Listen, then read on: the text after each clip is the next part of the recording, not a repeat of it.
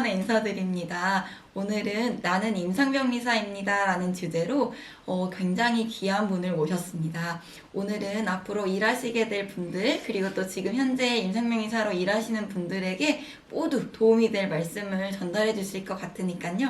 오늘 한번 좋은 시간 가져봤으면 좋겠습니다. 안녕하세요. 안녕하세요. 자기소개 한 번만 해주시면 좋을 것 같습니다. 네, 안녕하세요. 저는 26년차 임상병리사 박상구입니다. 저는 1997년에 입사를 했고요. 처음에 이제 삼성 서울병원에 입사를 하게 됐습니다.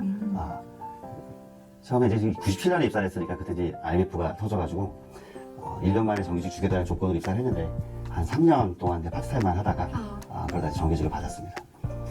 처음에 이제 입사를 하니까는 제 잡이 있는 건 아니고 틈새에서 일을 하는, 그래서 뭐 뇌파검사실 일을 하다가 일관전실 일을 하다가 근조동사 일을 하다가 뇌혈검사 일을 하다가 입사시간 뇌파검사 일을 하다가 이렇게 바쁠 때만 가서 땜빵 하는 식으로 일을 하다가 이제 2003년도에는 유발전실 일을 하는 동안에 2003년, 2004년쯤에 수술 중 업무가 되게 건수가 폭발하면서 이제 그 랩에 유발전실에 머무르게 됐고요. 그리고 이제 그쪽에서 검사 업무가 많아지고 인력도 뽑다 보니까는 유발전 검사실을 치풀하면서 일을 하게 됐습니다. 아, 네. 그럼 지금은 현재 일하시는 곳은 건국대학교 병원에서 일을 하고 계시는 건가요? 아, 예. 그러면 지금 일하고 계신 파트는 혹시 어디신가요? 그곳에서는 어떤 일을 하고 계세요? 생략 검사 분야에서 수술 중 신경계 검사를 하고 있고요. 수술 중 신경계 검사는 수술실에서 검사하는 거고, 대부분은 신경과 안에 있는 게 많고, 그 다음은 재활의학과에 있는 쪽이 많고, 맞아요. 저처럼 신경외과에 있는 경우도 있습니다. 저는 이제 신경외과 소속으로 있습니다. 되게 수술실에서 임상병리사가 일하는 게 엄청 생소하게 느껴지는 분들이 많을 것 같아요. 네네네. 수술실에서도 무슨 일을 하지? 뭐 이렇게 생각을 하시는데, 맞아요, 맞아요. 이제 환자들이 과거에는 이 수술 중 모니터링이 없던 시절에는 이 의사들이 수술 끝내고 환자가 회복심이나 중환자들이 정신을 차렸을 때 그때 이그잼을 하거든요. 그래서 뭐 환자분 눈 떠보세요. 그러면 이제 눈 뜨고 눈과 관련된 수술을 했다고 하면 잘 보이세요? 그래서 오른쪽 눈이 안 보여요. 이러면 수술은 잘 됐습니다. 하지만 안 보이실 거예요, 평생. 네. 그리고 이제 팔과 관련된 수술을 했는데 이제 앞으로 나란히 해보세요. 그랬는데 이제 왼쪽 팔이 안 들어지면 수술은 잘 됐습니다. 근데 왼쪽 팔은 잘 못 쓰실 거예요. 이제 이게 과거였어요. 되게 과거. 네. 전 세계 어디나 이렇게 수술을 했었으니까. 근데 이제 이 검사 기법이 좀 발달하면서 수술 중에 이 손상 받는 부위가 어딘지를 알거든요. 그래서 수술 중에 검사를 하면서 이 어떤 패스웨이에 뭔가 펑션이 떨어진 것을 감지해서 수술 중에 코멘트를 하면 수술을 중지하거나 아니면 수술의 방향을 바꾸던가 아니면 이 펑션을 살리기 위해서 어떤 다른 조치를 한다든가 하는 쪽으로 가서 수술 이후에 떨어지는 거를 수술 중에 감별하는 검사가 되는 것이죠. 제가 하는 일 그거고, 영어로는 이제 인트라 오퍼레이티브 유로 피지올로지컬 모니터링, 말이 좀 어려운데 약자로 INM이라고 하고, 아는 분들은 다 이제 INM 검사 하고요. 요거는 지금은 이제 신경외과 수술에서는 없어서는 안 될 검사 종목으로 자리매김을 했습니다. 맞습니다, 맞습니다. 저도 그 검사를 가끔 들어가는데 아주 피곤한 정말 힘든 엉덩이가 무거워야 가능한 검사인 것 같습니다. 좋습니다. 그러면 그 수술방에서 일을 하신다고 하셨는데 네네. 혹시 그러면 이 수술방 그 INM 검사 임상병리사로 일하시면서 가장 좋은 점 한 가지와 그리고 가장 힘든 점을 한 가지 뽑으신다면요? 요즘 세상이 바뀌면서 이제 이 환자들의 컴플레인이 되게 문제가 좀 대두되고 있거든요. 맞아요. 병원에서 제일 무서워하는 부분이죠. 그렇죠. 이게 어쩔 수 없이 이제 컴플레인에 대처를 해야 되는 거고, 우리는 되게 최선을 다했지만 환자가 불만족스러운 컴플레인이 오는 거니까 수술실이라는 이 환경은 이제 전신마취하고 어떠한 컴플레인도 없다는 거. 제가 받은 컴플레인은 없죠, 그렇죠? 그리고 환자가 이제 수술실에 들어오면 전신마취 되기 전까지 우리가 되게 최선을 다해서 친절을 베풀고 그다음부터 대화가 없어지는 거니까. 네. 그래서 그거 되게 좋고요. 그리고 환자에게 오는 그런 스트레스는 없는 거죠? 그런 건 전혀 없고, 그리고 환자들 대부분 긴장해서 오기 때문에 말씀을 잘 안 하세요. 그래서 저희하고의 커뮤니케이션은 거의 없고, 두 번째는 이제 수술실의 환경이 어떤 세균의 증식이나 오염이 되거나 이런 걸 최대한 막으려고 습도도 좀 낮고, 그리고 되게 쾌적한, 항상 24도에서 25도를 유지하는, 그래서 여름에는 시원하고 겨울에는 되게 춥지 않은 그런 환경이 유지된다는 게 되게 장점입니다. 근데 단점은 우리가 이 수술이 끝나야지 검사가 끝나는 거예요. 맞아요. 이게 우리가 정해진 것처럼 몇 시간 검사하고 끝내겠습니다는 개념이 아니라, 수술이 되게 정말 속된 표현으로 대박 수술이 발생을 하면 그건 18시간 수술을 하거든요. 맞아요. 그동안 검사를 해야 되는 단점이 1년에 한두 번쯤 있습니다. 근데 이제 그런 거는 이제 우리가 의사 선생님들 그동안 밥도 안 먹고 화장실도 안 가면서 일을 하는 경우도 있거든요. 맞아요. 그런 거 볼 때 이 환자를 위해서 우리가 포커싱을 해야 되고, 이 정도의 피곤함은 이 환자를 위한다는 이 소명감으로 극복을 잘 하고 있습니다. 너무 멋있습니다. 아, 저는 사실 장점으로 말씀해주신 그 쾌적한 환경 유지, 저한테는 그것이 좀 단점이에요. 너무 춥거든요. 아, 추울 수 있어요. 너무 이제 물론 온도 자체는 한 20에서 24도 정도지만 습도가 너무 낮기 아, 때문에 맞아. 저는 거기에 한 8시간씩 앉아있으면 온몸이 그냥 막 너무너무 춥다. 본인의 체온 유지를 위해서 되게 준비를 되게 잘하셔야 돼요. 그리고 이제 제가 알아본 바로는 학회 발표를 정말 활발히 하고 계신다고 들었어요. 그런데 사실 저도 처음 해봤었을 때는 엄청 고민도 많이 하고 좀 많이 주저했던 부분이 있었는데 이렇게 한 번도 시도해보지 않았던 임상병리사 분들에겐 다소 어렵고 도전해보기 어려울 수 있다고 생각해요. 혹시 어떻게 학회 발표를 시작하게 되셨는지 그리고 주제를 정하는 그런 방법이 있으신지 좀 팁을 전해주시면 너무 좋을 것 같습니다. 아, 네네. 제가 사실 학교에 전혀 관심도 없던 사람이었는데. 아, 정말요? 네, 전혀. 그냥 그랬는데 제가 그 이제 2003년도에 유관중으로 오고 2005년도에 팀장이 되고 그러면 이제 제가 뭔가를 알고 있는 사람을 전달하든가 팀원에게 이제 약간의 이제 지위가 올라가면서 뭔가 전달을 잘해야 되는데 전달이 원활하지 않더라고요. 나는 A라고 말한 것 같은데 팀원들이 B라고 생각하고 일을 하고 있고 또는 뭐 이제 워크숍을 가든가 아니, 회의를 하든가 그런 거 가보면은 제 의사 전달을 잘해야 되는데 그때까지도 제가 잘 못했어요. 아, 정말요? 네. 상상이 되지 않습니다. 그래서 되게 쭈뼛거리고 뭐 말할 기회를 주면 귀까지 빨개져 있고 우리 그런 거 있잖아요. 신경 쓰고 귀에 들리는 거. 아, 알죠. 그런 상태로 가고 근데 나중에 이제 그 말 못했네? 아씨 어떡하지? 뭐 이런 게 너무 답답했어요. 그렇죠. 팀장으로서는 팀에 대표해가지고 아, 네네. 전달해야 될 내용이 참 많았을 텐데 어려우시겠어요. 그쵸. 그래서 생각한 게 이거를 어떻게 뚫어보자. 그럼 어떻게 하면 좋지? 되게 고민하다가 사실 첫 번째 한 건데 노래방에 노래를 열심히 남들 앞에 서서 하는 거였는데 그게 제정신 하는 경우가 별로 없고 술을 먹고 하다 보니까 효과가 별로 없고 네. 그래서 제정신에 얼러트하게 뭔가를 할 수 있는 게 뭐가 있을까 생각을 하다가 제가 이제 그 2005년, 6년, 7년 요 당시에는 학회에서 발표하려는 사람들이 되게 드물었어요. 아, 맞아요. 그래서 사실 이제 학회 임원들이 너 좀 제발 발표 좀 해줄래? 싫어요. 뭐 이런 분위기였거든요. 근데 그때 제가 생각한 건, 아, 그래. 이 학회에서 발표를 하면 너 때문에 앞에 앉아있는데 이 연습을 하다 보면 뭔가 늘지 않을까? 라는 생각으로 2007년부터 계속 제가 이제 학회 단 한 해도 쉬지 않고 공연 발표 계속 하고 있거든요. 아, 대단하시네요. 왜냐면 그 준비하는 게 참 쉽지 않고 오래 걸리거든요. 아, 그쵸. 그래서 준비를 할 때 이제 그 발표 안 하신 분들 되게 고민스러울 때 뭘 발표를 하지? 그쵸, 맞아요. 하실 텐데 제일 좋은 거는 자기가 하고 있는 일에 대해서 발표하는 게 제일 좋습니다. 그리고 발표를 하게 되면 이제 남들 앞에 서서 뭔가를 객관적인 거를 발표를 하는 거기 때문에 공부를 안 할래 안 할 수가 없게 돼요. 그럼요. 찾아보게 되는 아, 거. 창피당하지 않기 위해서. 그렇죠. 그런데 무서운 거는 발표를 했는데 갑자기 되게 연배가 많으신 분이 나는 그렇게 생각하지 않는다는 질문을 받을 때 질문. 되게 무섭거든요, 그게. 퀘스천은 엔서 없으면 좋겠죠. 그래서 자장한테 제발 질문 좀 받고 가는 이렇게 되는데 근데 그게 그만큼 발전하는 거거든요. 맞아요. 질문 받는 것도 발전하는 거고 발표하는 자체도 발전하는 거고 그래서 본인이 하고 있는 일에 대해서 발표하는 게 본인이 어떤 일을 하는지를 발표하는 것 자체도 좋고 가장 좋은 거는 본인이 어떤 연구 수행을 해서 그로 인해서 새롭게 알아내게 된 거를 발표하는 것이 가장 최상입니다.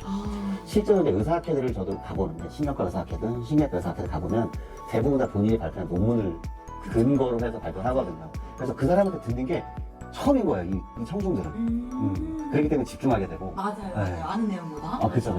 근데 그게 제일 아름다운 학회의 모습인데, 우리 임상변리사들의 학회는 이제 그쪽으로 점점 가고 있으니까. 아, 네, 가고 있습니다. 네. 네, 너무 고맙습니다. 아마 새롭게 시작하는 또는 도전을 가지고 있는 임상병리사들 분께 굉장히 큰 도움이 됐을 것 같은 답변이었습니다. 이 학회에서도 굉장히 오래 일하셨다고 들었어요. 대한임상생리검사학회는 어떤 일을 하는 곳인지 간단하게 설명해 주실 수 있을까요? 네네. 학회라는 뭐 말은 되게 많이, 대학에서도 뭐 학회가 있으니까, 학회라는 말은 많이 들어보실 텐데, 이 객관적인 발표 자료를 좀 보면, 학회라는 거는 이제 무엇을 위한 곳이냐, 이런 거 볼 때 친목, 소통, 뭐, 최신 분야 파악, 학문적 발전, 연구 활동 뭐 이런 것이 응답이 되거든요.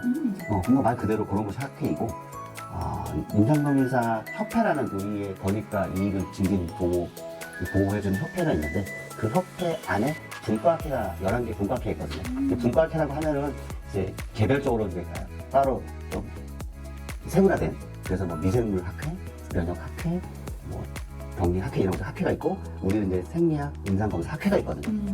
근데 생리학 분야의 어떠한 이제 발전을 도모하는 곳이 되겠죠.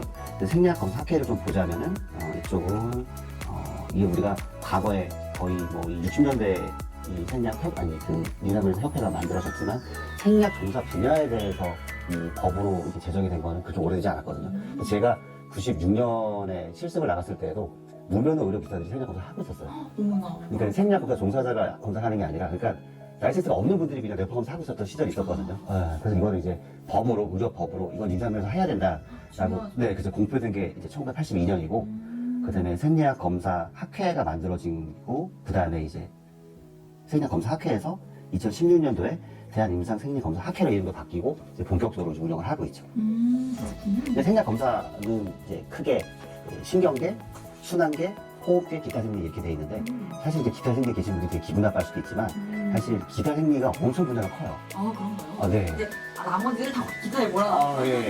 정말 과거에는 기타가 정말 기타였는데 아, 지금은 기타가 이 신경, 순환, 호흡계를 보다 더 커지지 않았나 싶을 정도로 생리학이 점점 발전하고 있습니다. 그래서 뭐 그 기타 안에 들어가는 것들 보면 뭐 알레르기 검사, 어지러증 검사, 그다음에 안과 검사 이런 쪽이 있는데, 지금 이 생리학 검사 쪽에서 첫 번째로 가장 커진 거는 보통 처음에 이제 순환계였고, 왜냐하면 뭐 이제 심장마비 뭐 이런 쪽이 있으니까 인지도도 좋고 해서 그쪽이 많이 커졌고, 두 번째 이제 지금 뇌신경 센터, 병원 말하는 센터를 만드는 뇌신경 센터가 엄청 커요. 뇌신경 센터가 병원 보는 것보다 더 큰 곳들이 많거든요. 맞아요. 떨어지는데도. 아, 예, 예. 근데 그게 추세고, 환자 그만큼 많기 때문에 그런데, 지금의 추세는 이제 그런 쪽으로 안정화돼 가고 있는 반면에, 이제 기타 쪽이 점점 커지고 있습니다. 아, 좀 약간 어지럼증 이런 것도 많이 맞아. 커지는 것 같아요. 아, 네. 도대체 이 어지럼증은 원인이 정말 너무 다양하기 그렇죠, 때문에. 그렇죠. 예전에는 이제 뭐, 탄세불명예 뭐 하면서 그냥 집에 가서 좀 쉬세요. 뭐 스트레스 뭐 이걸 끝내는데, 지금은 그렇지 않아요. 정확한 원인을 알고 발견해서 치료가 가능하기 때문에, 그래서 어지럼증, 헤드에 이쪽 되게 많고, 특히 이제 고령화사에 가면서 안과 검사 쪽이 점점 커지고 있습니다. 이게 뭐 거의 5년마다 더블링 되는 것 같아요. 진짜. 이게 거의 2배씩 커지고 있다 보니까 지금 미래지향적으로 볼 때는 안과 쪽이 갈지 않을까. 그리고 이제 의사들의 이 선호도를 볼 때에도 인턴들이 빠른 선택을 하거든요. 전공 선택을. 자기의 미래에 걸렸기 때문에 거기에 이제 재활의학과, 정형외과, 안과 이쪽 전공의들이 공부 제일 잘하는 사람들이 가고 있거든요. 성형외과 옛날이에요. 옛말인가요? 네네네. 피부과 옛말인가요? 피부과는 피부과는 아직도? 아, 예, 그래요? 예, 아. 이게 이제 피부가 이게 재활 피부나 이런 개선 피부가 아니라 미용 피부로 전공이 되면서 일단 살아남아서 그 정도 아직 괜찮은데, 이 안과 쪽이 엄청나게 커질 겁니다. 확실히 노령한 사회를 무시할 수 없는 지금 이 사회가 되어버렸네요. 그렇죠, 그렇죠. 대한 전문 임상병리사 생리학 분야 위원을 지금 하고 계신다고 들었어요. 아, 네. 그런데 사실 저희가 임상병리사 이런 건 많이 들어봤어도 그러면 전문 임상병리사는 뭐야? 이렇게 생각할 수 있거든요. 네네. 전문 임상병리사에 대해서 조금 더 자세히 설명해 주시면 더 도움이 많이 될 것 같습니다. 아, 네네. 그러니까 신입인 직원이 검사하는 것과 되게 엑스퍼트한 검사자가 검사하는 것과 결과가 다른 쪽이 있거든요. 특히 생리학 쪽은 분명히 그런 게 있는데, 그런 쪽으로 좀 더 추구하려는 게 전문인상 병사 제도고, 이거는 이제 분과, 11개의 분과마다 전문인상 병사들이 만들어지고 있는데, 중요한 건 이제 생리학 쪽은 아직 시행을 하지 못하고 있어서, 제가 이제 이 위원이 된 이유는 생리학 쪽에서도 전문 임상 변호사를 좀 배출하자.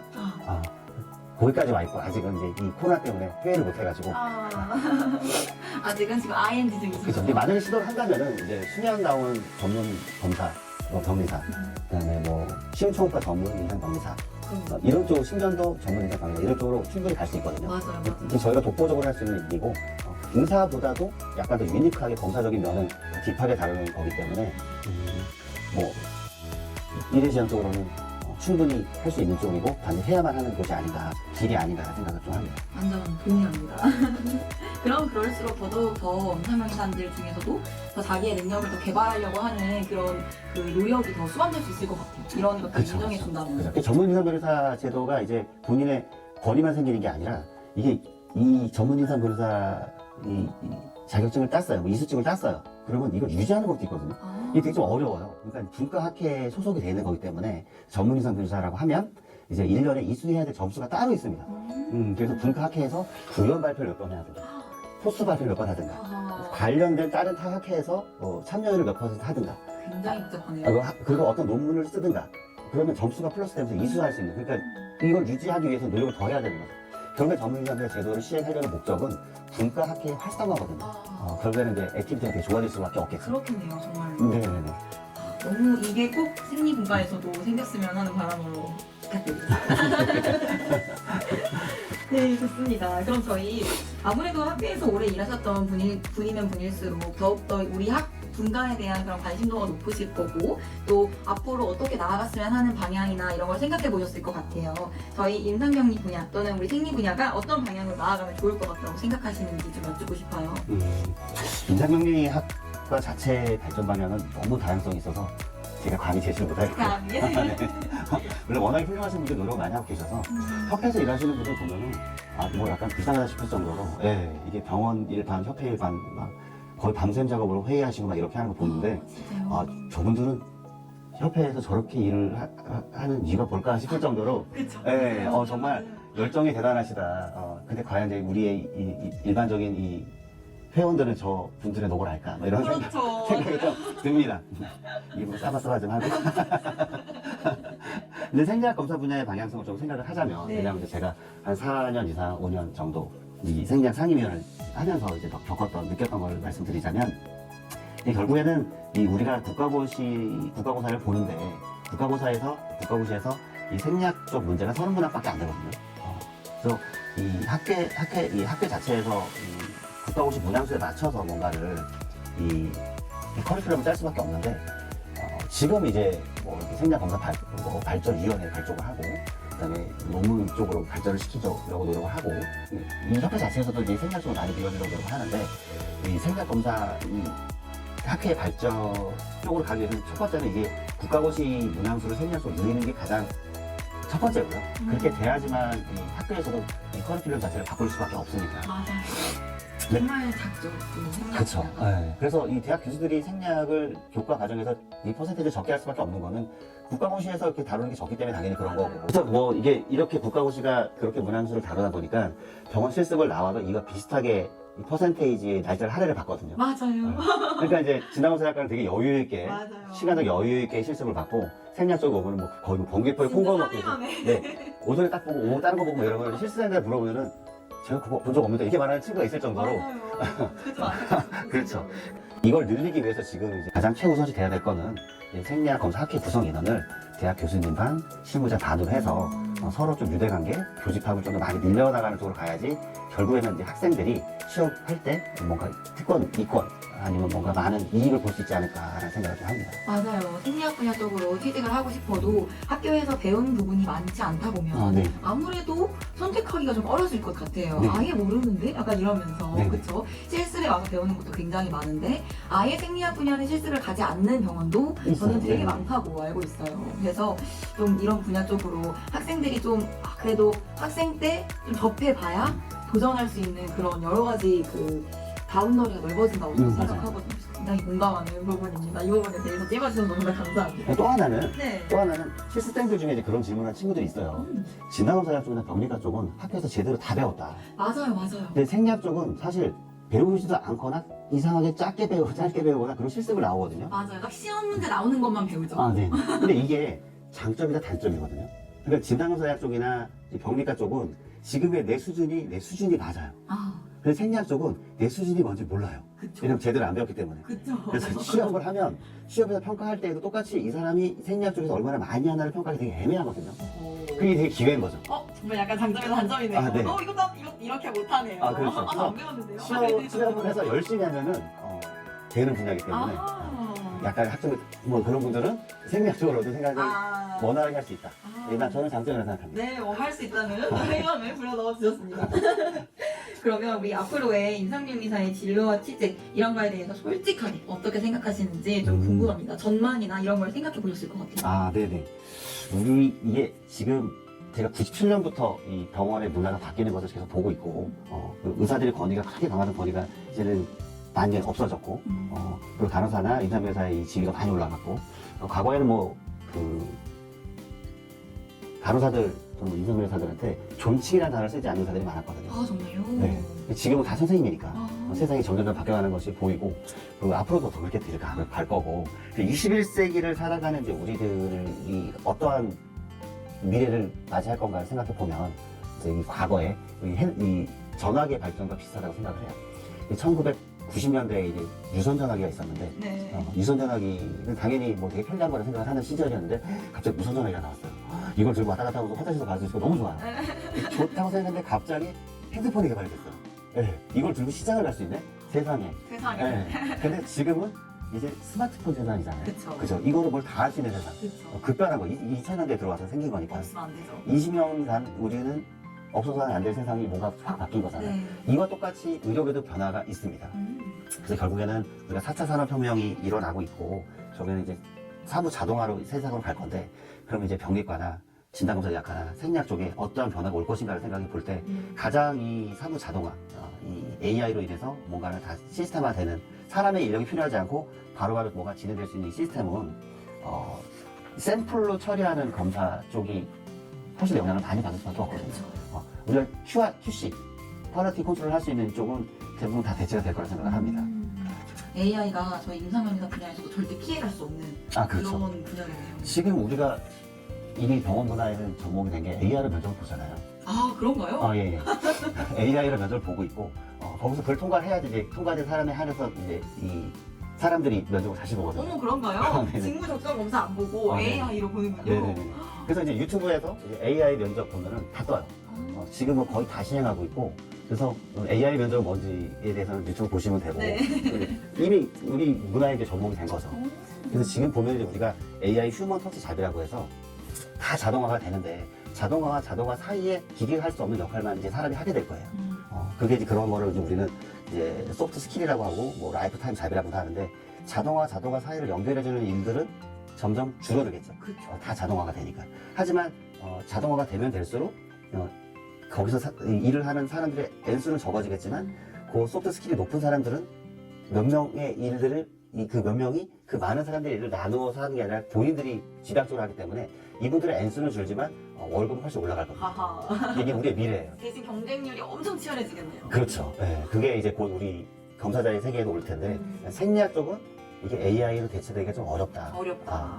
사람마다 얼굴이 다 다르듯이 이 검사의 파형들과 그때 환자의 이 어떤 릴렉세이션, 그다음에 불안감 이런 게 결국에 검사 결과로 나오기 때문에 샘플이 아닌 인간이 이 검사로 하는 이 검사 쪽들은 뭔가 AI로 대체하기가 어렵고 그리고 이제 뭐 시대적으로 점점 환자들이 증가하는 추세이기 때문에 생리학 쪽이 뭔가 좀 유리하지 않을까 생각을 하고요. 그리고 지금 우리가 직면해 있는 이미 고령화 사회가 시작을 했고 만 뭐 65세 이상 환자들이 사람들이 몇 퍼센트 차지하냐고 볼 때 우리는 이제 뭐 초고령화 사회로 갈 거고 그리고 이제 자동화 시대로 갈 거고 그리고 이런 쪽으로 볼 때는 생리학 쪽이 가장 밝지 않을까.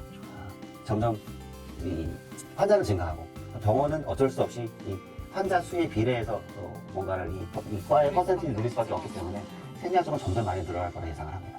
맞아요. 점점 가면 갈수록 어쩔 수 없이 보여주신 통계 자료에도 나와 있듯이 심장질환이나 폐렴이나 뇌혈관 질환으로 사망하는 그런 환자 수가 점점 늘고 있는 걸 봐서도 생리학 분야가 확실히 네. 밝은 미래를 가지고 있다고 저도 공감합니다.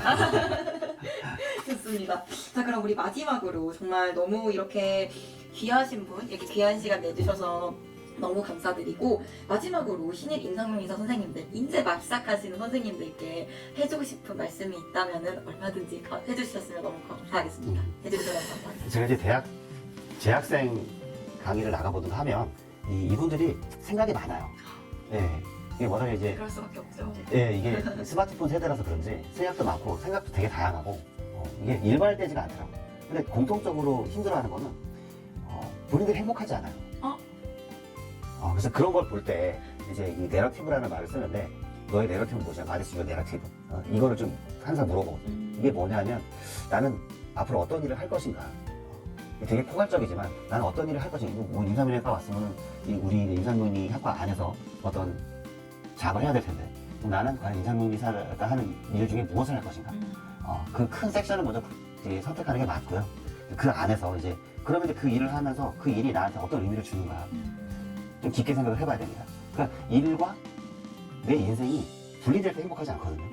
일은 점점 늘어날 수밖에 없는 거고 그러다 보면 스트레스 받는 거고 내 인생 행복하지 않고 네. 그러면 그런 사람이 그 일을 제대로 할 수는 없거든요. 맞아요. 네. 맞아요. 영향이 가게 되어 있더라고요. 그렇죠. 그래서 그 일이 나의 인생에 어떠한 영향을 주는가 그걸 생각을 잘 하셔야 되고 그 다음에 직장에서 일을 할 때 내가 이제 검사자니까 검사를 할 텐데 그 검사가 과연 어떠한 가치를 창출하는가 환자에게 창출하는가 그리고 내 인생에 어떤 영향을 주는가 이거를 잘 생각을 하는 게 먼저인 것 같아요. 그 다음에 이제 뭔가를 선택을 해야 되는데, 저는 생리학과 종사자니까. 그런 면으로 볼 때 가장 결과 도출이 빨리 나오고, 그 환자 질환에게 영향을 어떻게 주는지를 판단할 수 있는, 그걸로 볼 때 생리학 분야가 가장 좋지 않을까 반짝반짝. 생각을 합니다. 생리학 분야로 많은 지원과 또 그쵸 일을 많이 할 수 있는 기회도 많아지고 있으니까요. 네. 사실 제가 학생 때만 해도 그런 말이 되게 많았어요. 생리학 분야로 가게 되면 길이 좁다, 티오가 적다. 이런 그 생각이 굉장히 많이 이렇게 되어 있던 시대였거든요. 네. 그래서 제가 취직할 때도 생리학 분야 물론 좋지. 근데 뭐 너가 환자한테 받는 스트레스 안 받고 서비스업 잘할 수 있으면 물론 좋지. 하지만 자리가 없을 거야. 정규직이 되기 힘들 거야. 라는 말이 정말 많았어요. 그래서 저도 정말 많이 고민을 했었고 아무래도 생리학 분야와 또 진단검사 분야는 너무 다르다 보니까 생리학 분야로 들어왔다가 진단검사로 넘어가기 쉽지 않잖아요. 네네. 진단검사 왔다가 생리학 분야로 넘어오는 것도 물론 쉽지 않지만 특히나 더 쉽지 않은 것 같아요. 네네. 그래서 좀 처음 선택을 많이 고민하는 것 같아요. 학생분들께서. 네.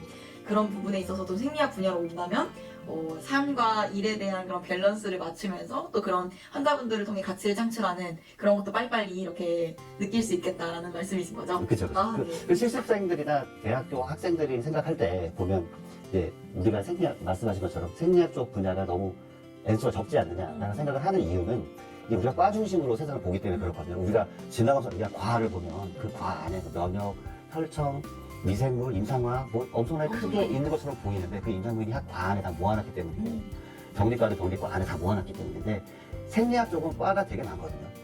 신경과 안에 이제 뇌파, 맞아요. 유발전이 뭐 거의 한 7, 8개 검사실이 있고 또 있고. 네, 재활의학과 안에도 근효도 검사실이 있고 맞아요. 안과 검사실, 뭐 호흡기 검사실, 이제 순환기로 가면 심전도 검사실 이게 과가 다 나눠져 있기 때문에 이렇게 다 모아놓고 보면은 액수가 엄청납니다. 그래서 이제 뭐 아산병원이나 분당서울대병원 같은 경우는 특수검사 파트 이렇게 해서 맞아요. 그렇게 모임이 있어요.